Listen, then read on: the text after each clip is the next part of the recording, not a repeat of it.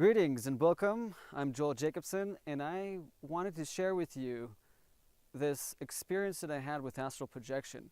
Essentially, what launched me into recognizing how ignorant we really are in this world is discovering astral projection. And I recognized that there is a huge factor to do with our access towards the astral body, and thus the astral world of the dream world or the simulation world or whatever world that is being accessed when you're accessing it with this light body. Essentially, one thing that I've learned from examining the teachings of Evolved Ministry Online University for Self-Mastery is that this idea of the ego. The ego itself, from what I experienced, was that when I examined the ego and I actually dealt with it, that I reached this inner place within myself that became so ready to let go, to just not discuss it anymore, because it's kind of like I want to give it up. I want to give it up, let go of it. And I found myself that when I did that, and the story goes that I was serving in the army next to Gaza, about half a mile from Gaza, and this was a mission where I had to classify rockets that had been shot by Hamas into Israeli territory and raise alarms in those settlements to give them sufficient time to run for shelter. And what happened was that I was examining the whole idea of astral projection. My twin brother was doing it for a while, and I wanted to see what it's all about. When he succeeded and he came with me with some stories that were mind-blowing in my perspective, I was sure I wanted to have that experience. So what happened was that Israel had this war happen with Gaza for a month. I was there when it started. It was a terrifying experience. But essentially, leading up, I eventually had my first astral projection while this whole war was happening, and I was having it there, and it was a very intense one. But what really brought me one of the more profound experiences of astral projection was when I examined the ego one night. I was doing my shift, classifying rockets whenever they come out. Usually they didn't, sometimes they did. And I was just examining the whole idea of how society today, or how the system operates, is abusing our senses, abusing us, okay? It becomes too appealing for the ego to keep on consuming and consume and consume and consume. So advertisements are those types of distractions that generate in our mind this inability to concentrate, because there's always something to grab our attention and take it somewhere else. And it could be with color, it could be with sound, it could be with all these different stimuluses that can take us away from the present moment, from our choices, from our goals, from our resolutions, and take us into this direction of like, I'm hungry and I want to consume. And that's the ego. The ego wants to keep on consuming the environment, keep on generating the experiences that are more comfortable and preferable and even laid back.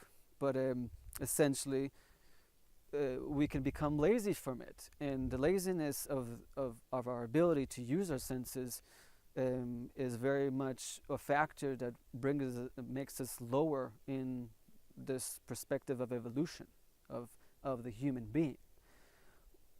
That's all the stuff that could come up into my head while I'm just pondering this in my shift in the army. And what happened was I finished my shift and I walked down, and I walked throughout the quiet and dark. It was already night over there at the base, and I was just walking around pondering about it again and again and again. Just got to the point where I was exhausted. I was so exhausted I walked back to my room And I set it up in a way, because I was already practicing astral projection for a while. I would set it up in a way where I had the best conditions of no light, like darkness. So the room itself, they had a window, but it was blocked with newspapers.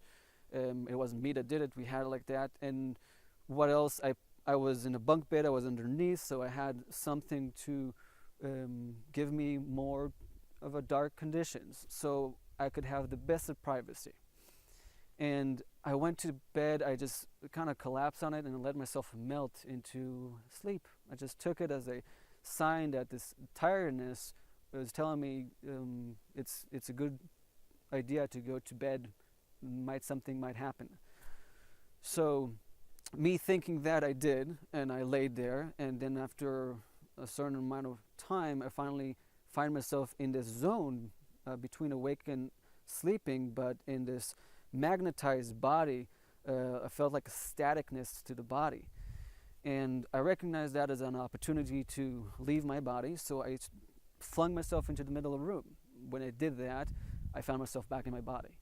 So I rolled out of my body. I succeeded. I felt myself rolling out, but then suddenly I'm back in my body.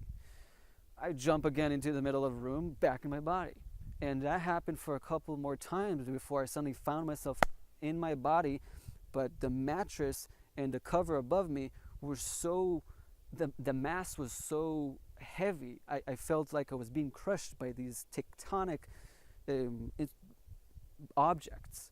And I'm trying to lift up this cover, and I'm like doing this so slow motion because I feel like this intense heaviness. And once this cover comes off of me, I suddenly find myself in this void. I see myself naked in a void, and then immediately my solar plexus starts shaking, trembling, and pain happens, and I'm clutching it.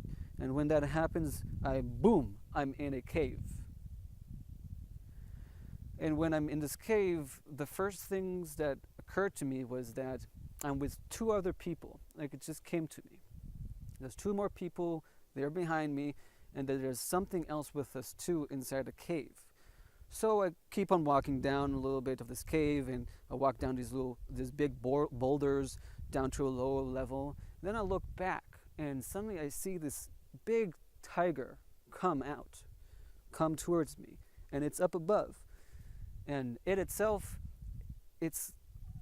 I can't even describe the type of tiger it was. It was this big, huge cat, but I can't really find any pictures of this tiger online. Maybe it's a rare species that doesn't even exist on this planet. But its colors were brown, mostly brown. It was fluffy. Its head was huge. And what happened was that I was concerned for my two friends, so I thought about them. And as I thought about him, the tiger's head turned to its left and spat out blood. And I was then pretty much not concerned anymore. I was terrified. I thought, I got the conclusion that he killed my friends. So I take out this gun and I start shooting at it. But all I'm doing is I'm squirting water at it. So I'm looking at this gun, I'm like tossing it to the side, because what can I do with it? And because I realized that I cannot outrun this tiger, that I should let go and sacrifice myself, or just give in. And it's what I did. I ended up reaching out my right hand and offering it to it. So the tiger comes closer, and it ends up that my middle finger here, the joint, the second joint from the apex, was between its teeth, its jaw. And each time I would feel this fear of letting go and giving myself to this tiger would grip, would tighten its jaw, and it would squint its eyes, and it would growl. And each time I would feel like letting go, like being okay with it, and just giving the love of the act of letting go and not being in fear, the tiger's eyes opened up in astonishment, and the grip on my finger, the joint, was released, and it looked surprised. And that kind of happened about half a dozen times, where I would just kept on feeling fear, and it would growl and squint and tighten its teeth around my joint, and then I would feel like I can let go, and it would relax, and it would be surprised, and it would be more forthcoming. And I reached this point where I realized, like, why am I doing this to myself? Why am I fearing a little bit and then letting go? Fearing a little bit and then letting go? Why not just let go completely? And when I did that, when I thought that, and I just decided and gave that decision to melt within my physical avatar within that dream dimension, I ended up rising up in flames of joy and going up to the top of the ceiling of this cave, and everything's fading out as I'm going up, and I see this tiger just smiling at me. So that's the profound experience that I got, an astral projection or astral journey, you can say. A spirit animal might have been a spirit animal. To this day, I've not seen this animal again in my dreams, but it was quite an experience, and I believe that what was the gateway to experience this experience had to be my examination of how I operate and how this world operates, to become not just enlightened, but awake to the fact that you could be surfing on the internet, and what keeps you into this brainwave, this lower alpha that keeps you calm and sedated and not questioning, not wakeful enough, is the screen, is the elements of the senses that keeps on grabbing at your attention and keeps on trying to feed you your preferences in an artificial way, while the real reality is literally experienced when you go and set forth to discover what is on the other side, to discover it already in this life and not wait for too long to when you can die and just shed your body and then find out, but then end up having a reincarnation because you're unable to retain wakefulness within an astral body. You literally have to work on your astral body in this life in order to retain your wakefulness in the next, so you don't end up being hellish astral worlds up until your reincarnation, or all kinds of other options that you could explore. So I thank you for listening. I'm Joel Jacobson, and if you're interested in more, please make your way to Evolve Ministry Online University for Self-Mastery. We're teaching you how to, figure out what this world is really about and how to work with it. Okay? Evolution, unconditional love. Blessings.